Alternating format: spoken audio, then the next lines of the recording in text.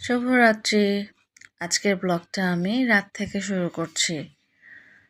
আমি, আমার যা, আমার মেয়ে সেদিন রাতে একটু আম হাঁটতে বেরিয়েছিলাম। দেখলাম আকাশে বিশাল বড় চাঁদ উঠেছে। আর প্রচণ্ড গরমও পড়ছিল। তো আমি আর আমার যা বললাম, চলো একটু হেঁটে আসি। তো এই তো হাঁটতে হাঁটতে আমাদের বাড়ির কাছে এটা একটা সরকারি কলেজ, ওখানে চলে এসেছিলাম। চাঁদ দেখছিলাম, অনেক ভালো লাগছিল আসলে। এই কলেজটায় আমাদের অনেক ঐতিহ্যবাহী কলেজ বলে। সবারই এই এলাকার এই কলেজটার সাথে অনেক মেমোরি জড়িত আছে। তো আমরা জ্যোৎস্না উপভোগ করছিলাম আর ভিডিও ক্লিপ নিচ্ছিলাম, যে ভাবলাম যে আপনাদের সাথে শেয়ার করে দেব। কিছুক্ষণ ওখানে থাকার পরে তারপরে আপনাদের ভাইয়া ফোন করে দিল, তো বাসায় আসতে বললো। তো আমরা বললাম যে ঠিক আছে থাকো, আমরা আসছি। পরে বাসায় এসে দেখে অনেকগুলো লিচু নিয়ে এসেছে।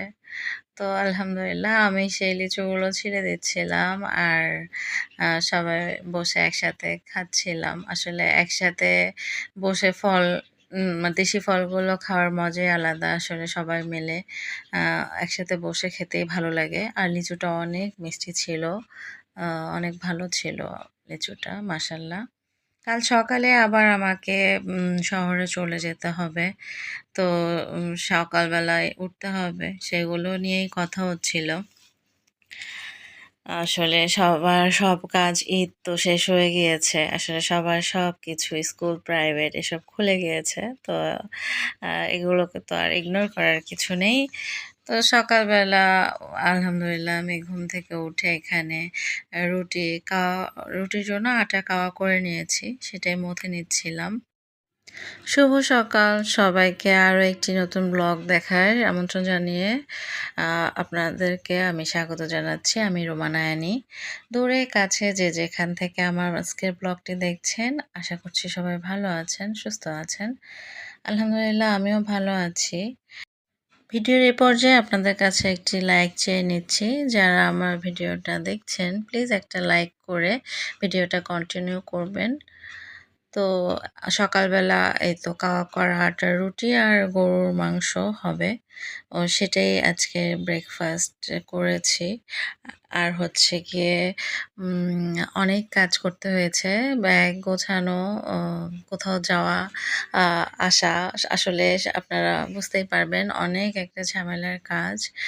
আমার তো পুরোই মানে শুধু মাথা কেমন করছে আসলে। তারপরেও যেতে হবে, কিছু করার নেই। তো এখানে যে রুটি আর মাংস করে সবাই মিলে আমরা খেয়ে নিচ্ছিলাম। আর এদিকে আপনাদের ভাইয়া গেছে গাড়ি ঠিক করতে। তো অনেকক্ষণ হয়ে গিয়েছিল, তো তার কোনো খবর পাচ্ছিলাম না। পরে আমি কল করলাম, কল করে বলছে যে কোনো গাড়ি নেই, সব গাড়ি বন্ধ। তারপর বাস নেই, মাইক্রো নেই, কিছু নেই। এলাকার একটা শ্রমিক ধর্মঘটের কারণে সবকিছু বন্ধ করে রাখা হয়েছে।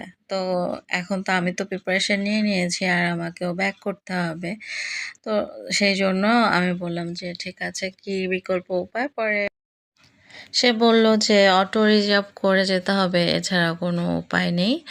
তো আমরা বললাম আচ্ছা ঠিক আছে, সমস্যা নেই, তাই হোক। তো আলহামদুলিল্লাহ ভালোই হয়েছিল। অনেক গরম ছিল, অটোতে খোলা হাওয়া খেতে খেতে প্রাকৃতিক দৃশ্য দেখতে দেখতে আসছিলাম, ভালোই লাগছিল। এর মধ্যে এমন দমকা হাওয়া দিচ্ছিল, মনে হচ্ছে যে এখনই ঝড় নামবে।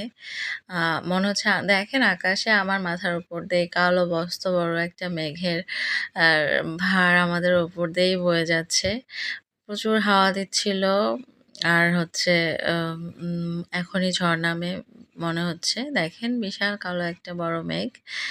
তো যেই কথা সেই কাজ, মুষলধারে বৃষ্টি শুরু গিয়েছিল, বিদ্যুৎ চমকাচ্ছিল।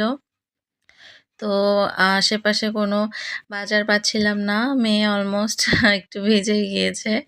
পরে সামনে একটা ছোট বাজার দেখে অটোরিকশাটা দাঁড় করানো হয়েছিল। তো অনেকক্ষণ বৃষ্টি হয়েছে বজ্রসহ। তো আমরা ওখানে অপেক্ষা করছিলাম সবাই।